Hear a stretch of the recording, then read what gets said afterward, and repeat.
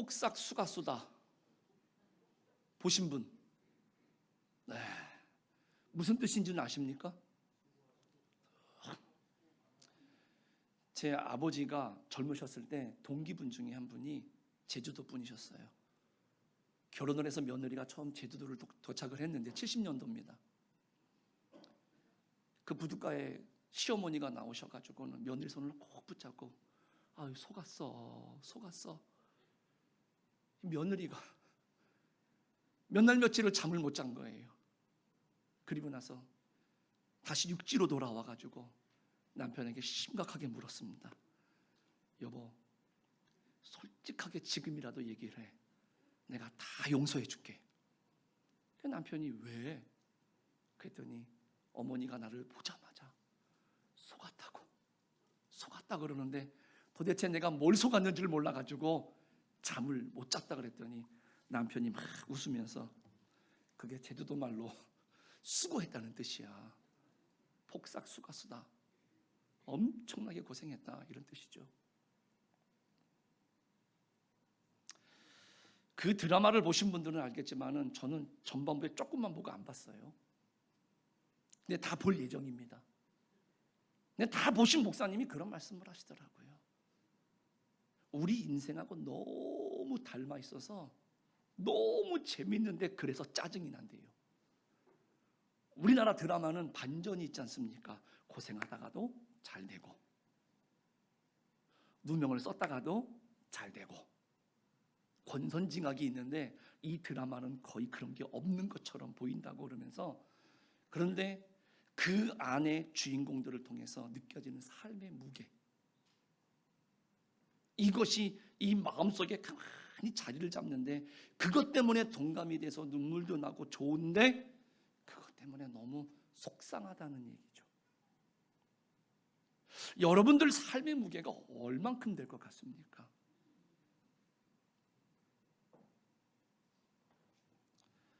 그런데요, 이 성경은 우리 삶에 대해서 이야기를 합니다. 우리 삶의 무게가 가볍습니까? 왜 우리의 인생이 그렇게 힘들까요? 그 인생의 무게가 우리가 측량할 수 없을 만큼 무겁거든요. 그래서 우리가 성경에도 보면 하나님 앞에 갈 때에는 이 모든 짐을 다 내려놓고 간다 그러잖아요.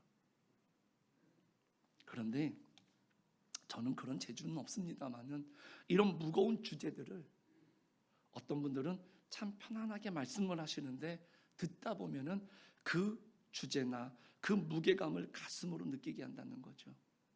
그런데 요즘 많은 기독교인들은요, 내 삶이 그렇게 중요하면 중요한 만큼 무게감이 있는데 그 무게감 있게 우리들이 성경을 통해서 우리 인생에 대해서 이야기를 해서 그 이야기를 하면 너무 부담스럽대요. 그래서 그렇게 안 했으면 좋겠답니다. 그러나 여러분들, 때로는 저는 그런 재주가 없어서 여러분들에게 좀 편안하게 우리 삶에 대해서, 성경에 대해서 이야기를 풀어드리지는 못하지만 그래도 저에게 선택을 하라 그러면 저와 여러분들 우리 모두의 인생이 가볍지 않고 정말로 하나님 앞에 중요하기 때문에 차라리 무거움을 선택할 것이지 가볍게 우리 인생에 대해서, 우리의 생명에 대해서, 우리의 삶에 대해서 저는 그렇게 이야기하고 싶지는 않습니다. 그렇기 때문에 여러분들이 기도하실 때 하나님께서 우리 목사님에게 이 언변의 능력을 더하셔서 아주 무거운 얘기라도 좀 부담되지 않게, 그런데 우리 마음에 콕콕 잘 들어올 수 있도록 하나님께서 크신 은혜를 달라고 여러분들이 좀 그렇게 기도해 주시면 대단히 고맙겠습니다. 오늘 우리 말씀의 제목은 성도가 따라야 할 예수의 흔적입니다. 우리 모든 사람들은 살아가면서 흔적을 남기죠. 오늘 하루를 살아가면서도 우리가 잠자리에 들 때쯤 돼서 하루를 뒤돌아보면 오늘 우리가 살아온 그 하루의 흔적이 분명히 남겨져 있을 겁니다. 2006년에 군의관으로 복무하다가 유행성 출혈병으로 그 당시 33살에 죽었으니까 지금 살아있으면 저보다 3년 후배가 되겠습니다. 제 또래입니다. 그 청년 바보 의사, 그 안수연 씨에 대해서 여러분들은 들어보신 적이 있을 겁니다. 그가 그렇게 33살에 죽었을 때 그 장례식장에 참 많은 사람들이 왔는데 한 4천여 명이 왔답니다. 근데 그 중에 꽤 많은 사람들이 교회를 다니지 않는 분인데 그런 분들이 이 안수연 씨의 그 장례식장에 조문을 놨더라는 것이죠. 그래서 그네들에게 이야기를 들어보니 그네들은 이 안수연 씨가 남겼던 삶의 흔적을 따라서 그 장례식장에 그를 위로하러, 그를 기념하러 왔던 겁니다. 그 책에 보니까 어떤 분은요, 그 아주머니는 자기 아들이 아주 심한 질병 때문에 입원을 했는데 너무 낙심돼 있고 너무 낙심해 있는데 이 젊은 의사가 다가와서 그 어머니를 위로해 주는 거죠. 그리고 지극정성으로 돌아보고 그 아이에게 관심을 보여주고, 그런데 그 어느 누구보다도 그때 자기가 위로를 받았다는 것이죠. 그렇게 위로를 받아서 마음이 평안해졌을 때쯤 됐을 때 그 안수연 씨가 성경을 내밀면서 어머니 예수님을 믿으세요. 그랬을 때 다른 사람들이 전도할 때, 다른 사람들이 교회 가고 예수님 믿자고 할 때는 전혀 귀에도 안 들어왔는데 이 젊은 의사가 믿는 예수라고 한다면 그 예수님은 내가 한번 믿어보고 싶다. 그런 마음으로 그렇게 성경책을 받아든 사람들이 참 많았다는 것이죠. 한 나이가 지긋한 어르신은 자기가 평생 살아오면서 어떤 외모라든가 가진 것이 없어서 가는 데마다 무시당하고 사람 취급을 당하지 못했는데 이 안수연 씨가 다가와서 정말로 인간 대 인간으로서 그런 어르신 대접을 해주고 인간 대접을 받았다라는 것이죠. 그리고 환자가 죽게 되면은요, 자기가 돌보던 그 환자가 그러면은요 장례식까지 찾아가서 그 유족들을 위로해주고 함께 슬퍼했던 모습들, 그런 삶의 흔적들이 있었던 겁니다.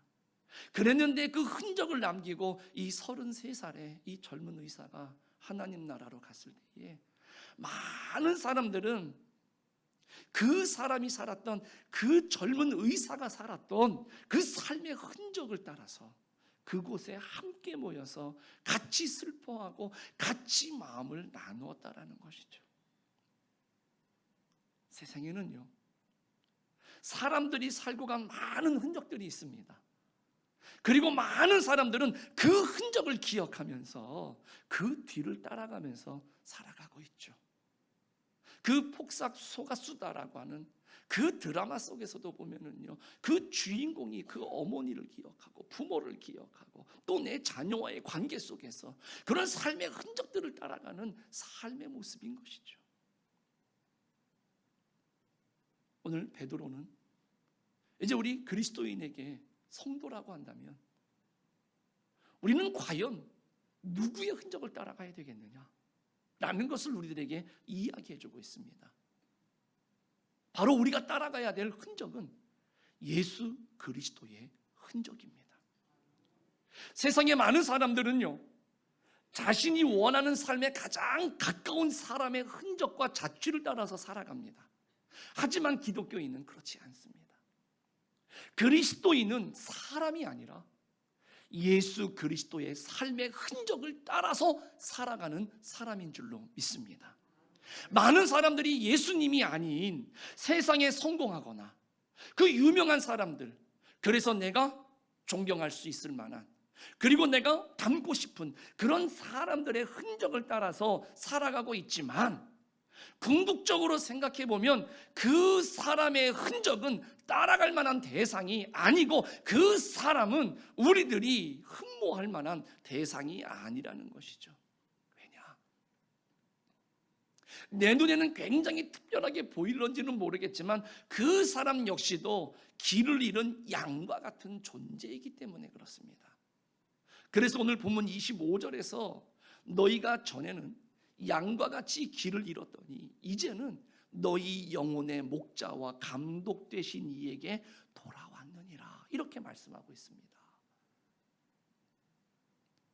사람들은 이 땅에서 무엇을 위해 살아야 될지, 어떻게 살아야 될지 그 목적과 방향을 상실한 그런 길을 잃은 양과 같은 존재들이다라고 말씀해 주는 거예요. 길을 잃은 양과 같다라고 하는 것은 곧 죽음을 의미하는 겁니다. 여러분들 양 그러면 어떤 이미지가 있습니까? 대관령에 가보십시오. 그 양들 이쁘지 않습니까? 그 목자들이 굉장히 돌본 양들이에요. 제가 이스라엘의 성지순례 갔을 때에는 말 그대로 그냥 방목되어진 양들을 본 적이 있어요. 근데 지나가다가 제가 이상한 것을 봤습니다. 그 중간에 나무가 하나 있는데 양들이 그 나무 주위에 엉덩이를 들이대고 계속 비비고 있는 겁니다. 근데 한두 마리가 아니에요. 신기하지 않습니까? 그래가지고는 물었더니 선교사님이 가까이 가서 보실 수 있으면 보세요. 설명을 안 해서 가까이 갔어요. 갔더니요, 이 엉덩이에 구더기가 얼마나 많은지. 견디다가 안 되니까는요, 할 수 있는 게 뭐냐? 그 나무의 엉덩이를 비비고 있는 거예요. 한두 마리가 아닙니다. 그때 제가 많이 양이 이렇구나. 그리고 또 어떤 양은 다 나란히 잘 붙어 다녀요. 사이가 좋은가 보다. 알고 보니까 털이 엉켰어요. 뗄 수가 없는 거죠. 아마 목자가 보면 띄워주겠죠. 자기 몸 하나 제대로 건수하지 못하는, 목자의 도움이 없으면 제대로 뭔가 할 수 있는 게 아무것도 없는 존재가 양이더라고요. 그런 양이 지금 길을 잃었습니다. 저 광야 한복판에 있어요. 그건 죽은 목숨이죠.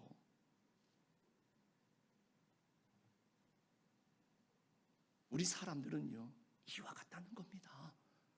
우리 광야 같은 인생 속에서 우리는 나를 어떻게 좀 돌보려고 애쓰고 또 다른 사람에게 도움을 주려고 애를 쓴다는 것이죠. 하지만 결국은 나도 그렇고 내가 동경하는 그 사람 역시도 뭐라고요? 길을 잃은 양과 같은 존재라는 거죠. 주님이 돌봐주시지 않으면, 참 목자가 되고 참 감독자가 되시는 주님이 돌봐주시지 않으면 아무것도 할 수 없는 존재가 바로 그러한 우리들이다라는 것이죠. 그러므로 여러분들, 우리가 예수님을 뒤따르기로 마음을 먹었으면 참 목자 되신 예수님만 따라가시기를 축원합니다. 다른 사람을 쫓아가면 안 돼요. 양을 따라가야 되는 거죠. 어떤 양을 따라가느냐? 목자를 잘 따라가는 양을 따라가야 되는 거예요. 그렇지 않고 그냥 무작정 내가 닮고 싶은 그 양을 따라가다 보면 우리도 죽을 수밖에 없어요. 기사를 보다 보니까 2013년도인데요. 엽기적인 좀 미국의 사건이 벌어졌는데 그 주인공은 데렉 메디나라고 하는 사람입니다. 33살의 사람이 37살인가 됐는데요. 33살. 그리고 아내가 27살인데 둘이 싸우다가 그만 아내를 총으로 쐈어요. 그런데 거기까지는 어찌 이해를 하겠는데 이 사람이 그 총을 맞아 죽은 아내의 사진을 페이스북에 올린 거예요. 그래서 경찰이 그를 잡은 거죠. 근데 주변 사람들에게 그 사람에 대해서 물으니까 이 데렉 메디나라고 하는 사람은 참 선한 사람입니다. 사람들을 많이 도와주고 마을의 치안을 위해서 스스로 자원을 해가지고 밤이면은 순찰을 돌면서 방범대원의 역할을 자처했던 사람입니다. 그리고 부부간에 문제가 생기면 가서 중재해 주던 사람이 이 사람이에요. 그래서 이 사람이 책도 썼더라고요. 나는 어떻게 대화를 통해서 삶과 결혼 그리고 가정 문제가 있는 사람을 구했는가 라는 제목의 책도 쓴 사람입니다. 다른 가정의 부부의 문제를 해결해 주겠다고 책까지 썼던 사람인데 자기 가정의 문제는 해결하지 못하고요. 이런 해서는 안 되는 엄청난 일을 저질렀다라는 것이죠. 스스로는 다른 사람들을 돕겠다고 인도하겠다고 노력을 하는데 자기 스스로의 문제도 해결하지 못하는 존재가 우리 사람들이라는 겁니다. 그래서 이럴 때 방법이 있어요. 예수님의 흔적을 발견하시기를 바랍니다. 그리고 그 길을 따라서 살아가면 우리가 반드시 우리가 생명의 길로 접어들게 될 줄로 믿습니다. 세상에 있는 수많은 사람들의 흔적이 있지만 그 사람의 흔적들을 거절하고 예수님의 흔적을 따라서 걸어가는 것, 따라가는 것, 이것이 정말로 오늘 우리 그리스도인들이 살아가야 할 삶의 모습인 줄로 믿습니다. 왜냐? 그 예수님이 진정한 목자시거든요. 참 목자시고요, 참 감독자시기 때문에 그래요. 그래서 우리가 일용할 양식도 얻을 수 있고 쉴 만한 물가에도 도달할 수 있고 푸른 초장에 가서 우리가 배불리 먹을 수도 있다는 것이죠. 요한복음 14장 6절에서 예수님이 말씀하십니다. 내가 곧 길이요 진리요 생명이니 나로 말미암지 않고는 아버지께로 올 자가 없느니라. 우리 예수님이 가신 그 흔적을 따라갈 때에 진리가 있는 삶이고 또한 영생으로 인도를 받게 되는 줄로 믿습니다. 그래서 베드로는 예수님의 흔적을 이야기하면서 그 길이 우리들의 삶의 모범이 된다라고 오늘 소개를 하는 것입니다. 그러면서 그 모범이 되는 예수님의 흔적이 뭐냐라고 하는 것을 우리들에게 오늘 본문을 통해서 소개해 주는데 그 중에 우리가 세 가지만 보도록 하겠습니다. 첫 번째는 뭐냐? 고난의 흔적을 우리들에게 소개하고 있습니다. 예수님이 남기신 흔적 중에 하나는 고난받는 모습이셨습니다. 우리 성도들에게 있어서 고난은 여러분들 어쩔 수 없습니다. 필수적인 과정입니다. 고난이 없는 신앙은 없습니다. 고난을 통해서 성숙해지고요, 고난을 통과해야지만이 그리스도의 영광에 도달하게 되는 줄로 믿습니다. 예수님도 그래서 이 땅에서 고난받으실 이유가 없지만 그 십자가의 고난을 통과하셨어요. 십자가의 죽음을 통과하시고 부활하셔서 마침내 하나님 보좌 우편에 서 계시는 줄로 믿습니다. 그런데 예수님의 고난의 특징이 있어요. 바로 뭐냐? 다른 이들을 구원하는 고난이라는 겁니다. 다른 이들을 구원해내기 위해서 스스로 고난에 참여를 하셨다. 이런 특징이 있다라는 겁니다. 하나님의 선하심을 이루기 위해서 그 고난을 스스로 감내하시고 당하셨다는 거예요. 이게 우리 성도가 고난을 당해야 되는 이유가 되어야 될 줄로 믿습니다. 내 죄 때문이 아니라 선을 이루기 위한 고난이 되어야 된다라는 것이죠. 이러한 고난을 하나님은 아름답게 보신다. 20절에 보십시오. 죄가 있어 매를 맞고 참으면 무슨 칭찬이 있으리요.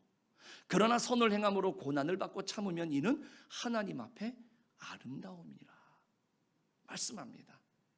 사람들은 선을 행하다가 고난을 받으면 불평을 하죠. 착하게 살려고 하는데 손해를 봅니다. 억울하게 생각을 하죠. 그래서 그 순간부터 더 이상 우리는 선행을 행하지 않겠노라, 이렇게 마음을 닫아버리죠. 그리고 선행을 멈춰버리기가 쉽지요. 그런데 갈라디아서 6장 9절은 우리들에게 분명하게 도전을 합니다. 우리가 선을 행하되 낙심하지 말지니 피곤하지 아니하면 때가 이름에 거두리라 말씀하는 거죠. 여러분들 선을 행하다 보면 고난을 당할 때도 있습니다. 낙심을 당할 때도 있습니다. 하지만 포기하지 마십시오. 포기하지 않고 그 일을 감당하는 것을 하나님은 참 아름답게 보시는 줄로 믿습니다. 그리고 또 하나님께서 아름답게 보시는 고난이 또 하나가 있어요. 오늘 19절 말씀입니다. 부당하게 고난을 받아도 하나님을 생각함으로 슬픔을 참으면 이는 아름답다 라고 말씀하고 있습니다. 그러니까 선을 행하다가 당하는 고난에 대해서 사람들은 참 어리석다라고 지적을 하고 왜 바보같이 사냐고 이야기를 하죠. 왜 약삭 빠르게 살지 못하고 왜 그렇게 멍청하게 사냐고 하죠. 그런데 하나님은요, 그 모습을 아름답게 보신다라는 겁니다. 요즘 선을 행한다. 쉽지 않죠. 왜냐? 우리가 선을 행하면 그것을 사람들은요, 그냥 감사함으로 받는 게 아니라 이용하죠. 이용해요. 나를 위해서 선을 베풀었는데 악으로 갚아요. 나를 이용합니다. 그렇기 때문에 우리가 선을 행하는 거 알고 있는데 실상은 어떻습니까? 위축되죠. 그리고 차라리 하지 말자. 가만히 있으면 중간이나 가니까 이렇게 마음을 먹는다는 것이죠. 하지만 우리는 그리스도인입니다. 그러므로 성도의 삶에 있어서는 그럼에도 불구하고 그 고난을 각오하고 선을 행하는 자세가 우리 성도의 삶인 줄로 믿습니다. 이게 예수 그리스도의 흔적이고요, 하나님이 아름답게 여기시고 바라보시는 삶의 흔적인 줄로 믿습니다. 우리 성도님들이 이와 같이 되기를 간절히 축복합니다. 두 번째의 흔적은 뭐냐? 복수하지 않는 삶입니다. 예수님의 흔적은 다른 사람들에 의해서 고난을 당하게 되었을 때 다른 사람들에게 되돌려주는 삶이 아니었다라는 겁니다. 다른 사람들이 나를 향해서 욕할 때에 욕을 되갚아 주시는 그런 분이 아니셨다라는 것이죠. 네가 아무런 이유 없이 나에게 고난을 가해? 그래도 내가 너에게 위협을 당한 그런 게 아니셨다라는 것이죠. 비록 다른 사람들은 예수님을 향해서 욕하고 고난을 준다 하더라도 다른 사람들에게는 절대로 복수하거나 원수를 갚는 일을 하지 않으신 삶의 모습이 우리 주님의 모습이셨다라는 겁니다. 그런데 사람들을 보면은요, 이 복수심 때문에 잘 되는 사람들이 있더라고요. 굉장히 오래전 드라마지만은 아내의 유혹이라고 점 하나 찍고 복수하는 내용들이 있었습니다. 사람들은 이와 같다는 겁니다. 그 복수심 때문에 더 잘 되는 경우도 있어요. 어느 책에서 보니까 두 친구가 정글을 지나가다가 한 친구가 늪에 빠졌습니다. 못 빠져나옵니다. 건져주려고 하는데 애를 쓰면 쓸수록 안 되고 자꾸만 빠져듭니다. 방법이 없어요. 그런데 그 순간에 밖에 있던 친구의 눈빛이 착 변하는 겁니다. 그 눈빛을 본 순간 뭔가 위기감을 직감하고 친구에게 더 간절한 마음으로 나를 포기하지 말라고, 나를 살려달라고, 나를 꺼내달라고 외치는데 그때 그 친구가 그 자기 친구에게 총뿌리를 겨눕니다. 어차피 죽을 것인데 고통 없이 빨리 죽는 게 좋지 않겠냐. 그리고 자네가 두고 간 재산은 내가 가질 테니까 너무 섭섭하게 생각하지 말게나. 부디 잘 가게 친구. 그 얘기를 듣는 순간 그 늪에 빠진 친구가 어떻게 됐겠습니까? 내가 살아야 되겠다. 내가 살아서 반드시 갚아야 되겠다. 그리고 빠져나왔다는 것이죠. 어떤 이들은 세상에 대한 원망과 복수심으로 사는 사람들이 있습니다. 다른 사람에 대한 복수심이 삶의 원동력이 될 수도 있습니다. 그래서 더욱더 강한 힘을 그 사람에게 제공해 줄 수도 있습니다. 하지만 예수 그리스도의 흔적은 그러한 것이 삶의 원동력이 되는 것이 아니라는 것이죠. 예수님께서는 욕을 받으시되 욕을 되갚지 않으셨고요, 고난을 받으셨지만 그런 사람들을 향해서 위협을 가하지 않으셨습니다. 마태복음 5장 39절에서도 예수님은 그렇게 사셨을 뿐만이 아니라 이렇게 말씀하셨어요. 나는 너희에게 이르노니 악한 자를 대적하지 말라. 누구든지 내 오른편 뺨을 치거든 왼편도 돌려대며 라고 말씀하셨습니다. 예수님은 자신에게 고난을 주는 자들을 도리어 사랑하셨습니다. 용서해 주셨습니다.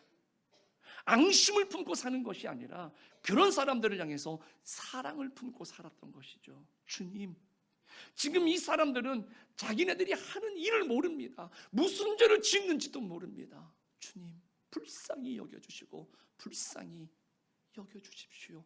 용서해 주십시오. 이게 예수님의 마음이셨다는 것이죠. 여러분들, 이런 예수님의 모습 속에서 오늘 우리들이 신앙인이라고 한다면 한 가지 생각해 볼 수 있는 게 뭐냐면, 나에게 고난을 줍니까? 누가 나를 괜시리 모함을 합니까? 욕을 합니까? 심지어는 아니지만 억울하게 날 뺨을 때립니까?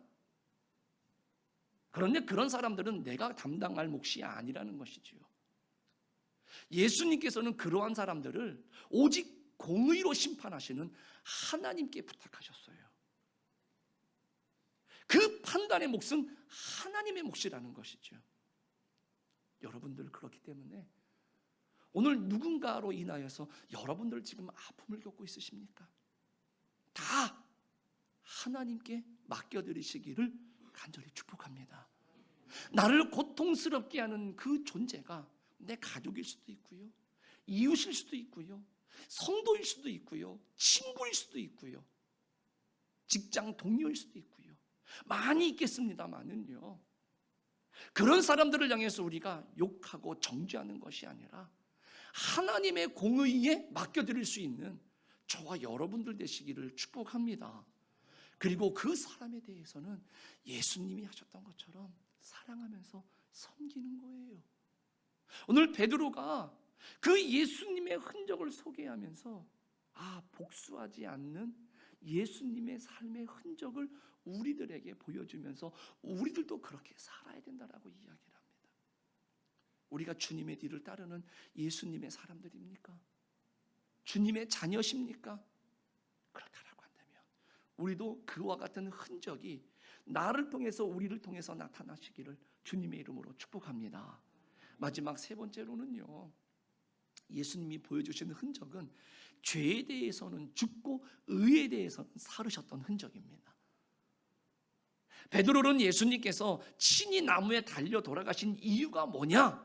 오늘 24절이 말합니다.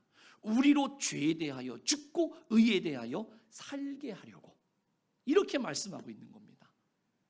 히브리서 4장 15절에서 보니까는요, 우리에게 있는 대제사장은 우리의 연약함을 동정하지 못하실 리가 아니요 모든 일에 우리와 똑같이 시험을 받으신 이로되 죄는 없으시니라, 이렇게 말씀하고 있습니다. 그러니까 예수님은 우리와 똑같은 모습이죠. 사람과 똑같은 모습이지만은 육신을 입으셨지만은 죄가 없다라는 거예요. 죄가. 이 말씀은 뭐냐? 예수님은 죄에 대해서 죽으셨다는 뜻입니다. 40일 금식한 예수님을 사단이 찾아왔습니다. 그리고 시험을 합니다. 이 말은 뭐냐면 죄를 지으라는 거죠. 그럴싸하게 꼬십니다. 그런데 예수님은 전혀 반응하지 않았습니다. 죽었다는 거죠. 갈라디아서 2장 20절처럼 우리는 십자가에 못 박혔습니다. 그런데 우리는 입으로는 뭘 말합니까? 나는 예수 그리스도와 함께 십자가에 못 박혔다. 그러면 오늘 예수님이 말씀하신 것처럼 죄에 대하여 반응하지 말아야죠. 죽어야죠. 근데 우리는 여전히 반응하고 있습니다. 뭐가 틀린 겁니까?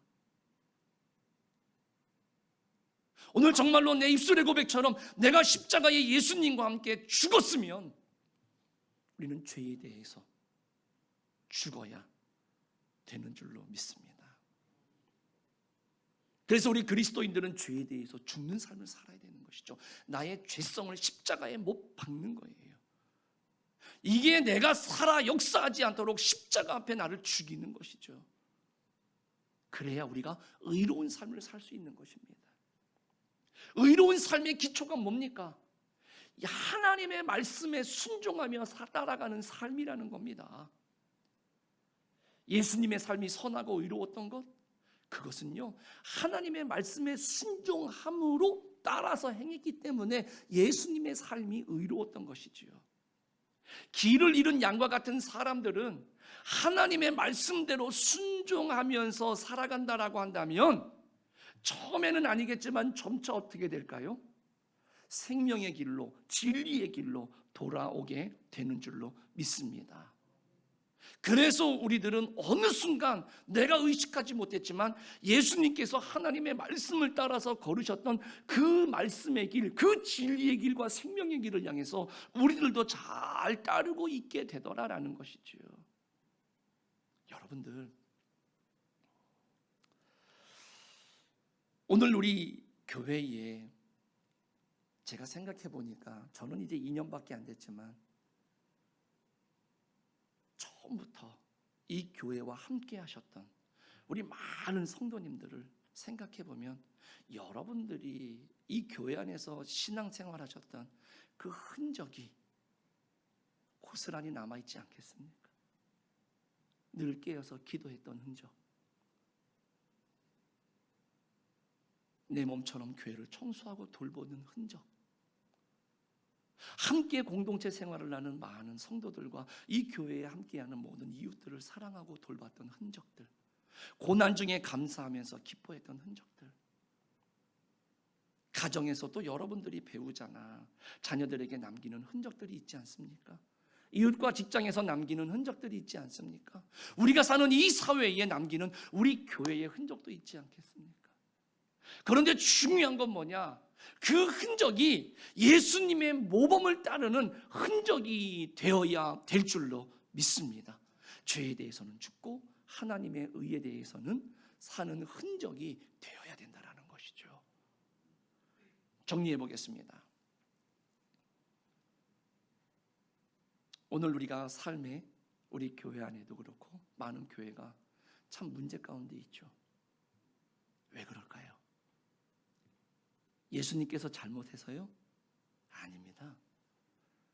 목자 되신 예수님을 따르지 않기 때문입니다. 하나님이 나를 모르노라, 하나님이 나를 안 도와주시는 게 아니라 내가 그 주님을 따라가고 있지 않는 건 아닐까요? 내가 목이 마르고 배고파서 목자 되신 주님이 지름길로 안내하시죠. 그런데 우리들에게 말합니다.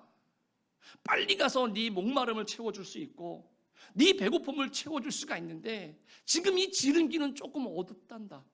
이 길은 조금 험하단다. 이 길은 조금 가시가 있어서 상처가 날 수 있는데 나랑 함께 가자. 그러면 반드시 그 초장에도 이룰 수 있고 빠른 시간 내에 그 물가에 가서 내가 쉴 수가 있는데 같이 갈래? 그러는데 그 양이 버팅기는 겁니다. 무섭고 좁고 험하니까 가기 싫다는 것이죠. 그래놓고는요 평안한 길로 돌아가니 여전히 나는 목마르고 배고프죠. 그러면서 목자를 원망하고 있는 건 아닐까요? 나는 말씀대로 살아가고 내가 예수님처럼 닮아가고 싶은데 왜 그렇지 않습니까? 라고 말할 때에 우리는 그 예수님을 탓할 것이 아니라 예수님이 말씀하실 때 그 예수님을 내가 제대로 따라가고 있지 않기 때문에 혹여나 내가 그런 일을 당하고 있는 것은 아닐까. 우리 사랑하는 성도님들, 신앙이 뭡니까? 예수 그리스도의 흔적을 발견하고 그 흔적을 따라서 살아가는 것인 줄로 믿습니다. 그러므로 우리에게 목자 되신 예수님이 있다라고 하는 게 얼마나 감사합니까? 우리가 어디로 가야 될지 방향을 모르고 어디로 갈지 무엇을 해야 될지 아무것도 모를 때 예수님께서 말씀하셨어요. 나를 따라오너라. 나를 따라오너라. 네가 쉼을 얻을 수 있을 것이다. 그 주님이 계시니 얼마나 감사한 일입니까? 그 주님 때문에 내가 다른 곁길로 가지 않고 진리와 생명의 길로 갈 수 있는 확실한 길을 우리가 갈 수 있는데 그게 얼마나 다양한 일입니까? 오늘 이 시간 이후로 저와 여러분들을 통해서 예수님이 남기신 그 흔적이 여러분들의 삶 속에 우리가 예수님을 보고 따라가기 때문에 그 예수님의 흔적이 우리의 삶 속에 고스란히 있는 것처럼 우리가 예수님을 따라가는 그 삶의 흔적이 고스란히 우리의 뒤나 알지 못하는 사람들에게 고스란히 드러날 수 있게 되는 그런 흔적이 있는, 예수의 흔적이 있는 귀한 삶을 살아가는 우리 성도님들 모두가 되시기를 주님의 이름으로 간절히 축복합니다. 그것도 명확하게 드러날 수 있기를 다시 한번 간절히 축원합니다. 기도하겠습니다.